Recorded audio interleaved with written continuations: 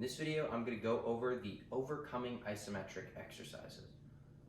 This video is a bit complicated as the overcoming isometric has two phases. One that we're going to do for the first 3 to 4 weeks of the program, and one that we're going to do for the final 2 to 3 weeks until we transition into the power program. So for phase 1, what we're going to do is a yielding isometric. I know I just said overcoming, but we're going to do a yielding isometric exercise. So the yielding isometric exercise is basically a weighted lock-off. What you're going to do is jump up to the bar at 90-degree joint angle and hold an additional weight for 3 to 5 seconds. You're then going to drop the weight and accelerate upwards. You want some padding, of course, because you don't want to put a hole in the floor. But that's basically how it goes. The warm-up for the overcoming isometrics is just going to be progressively loading lock-offs. So you can start off by just holding a 2-arm lock-off. Depending on how warm you are from your general warm-up, you can just jump straight into lock-offs with no weight. If you're not feeling super activated, you can get an additional weight, grab it between your legs, and hold the lock-off there. This is actually a killer core workout, by the way.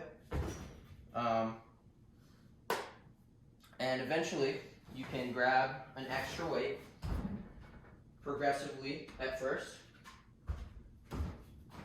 and just jump up. Then you drop the weight.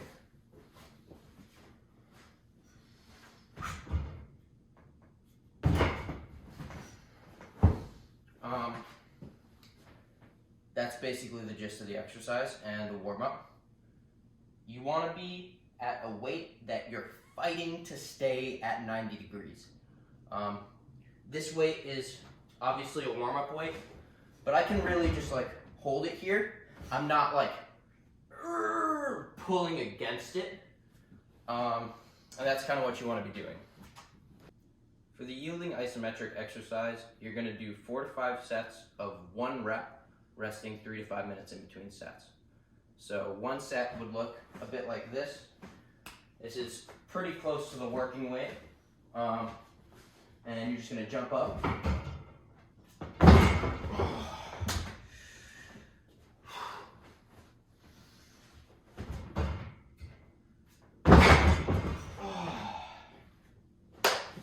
So good. I miss doing these.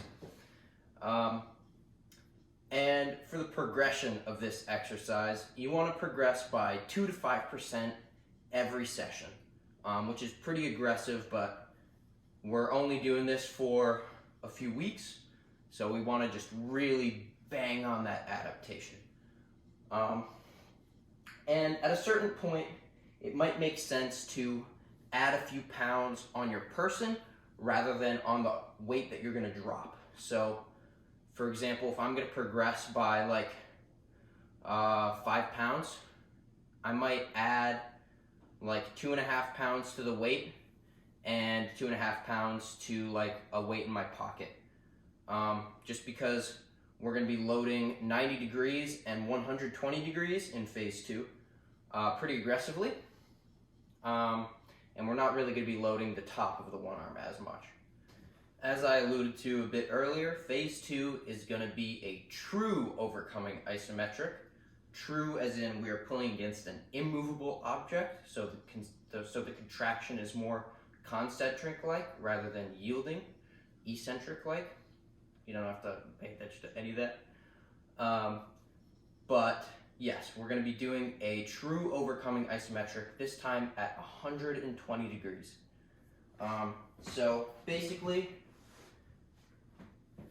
I'm gonna take this immovable object. If I can do a one arm with this, I'm fucking insane.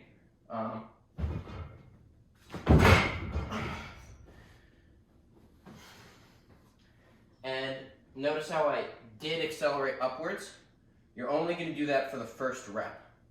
For the following 2 to 4 reps, you're only going to just do a pull. So I'm going to do the other side, and then I'll demonstrate.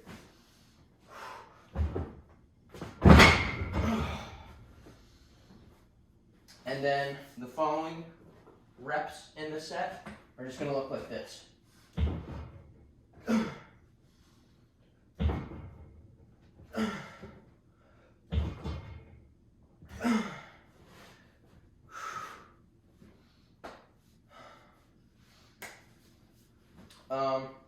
I'm holding a kettlebell because I'm a bit lazy.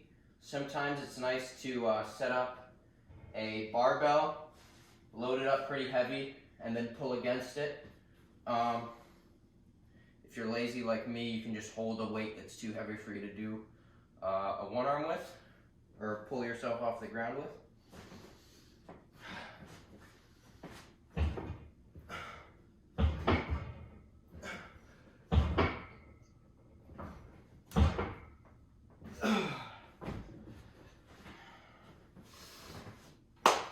Fuck, that's hard.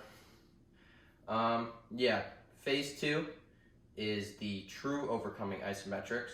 We're gonna do that for 2 to 3 weeks until we transition into the power program, after we do the yielding isometric for the first 3 to 4 weeks of the program. Again, with this, you're gonna do 4 to 5 sets, resting 3 to 5 minutes in between. The reps are gonna be one rep where you drop the weight and try and accelerate upwards. It's okay if you don't make it all the way. And the following 2 to 4 reps are just going to be a maximum pull. Whew, those shits are hard.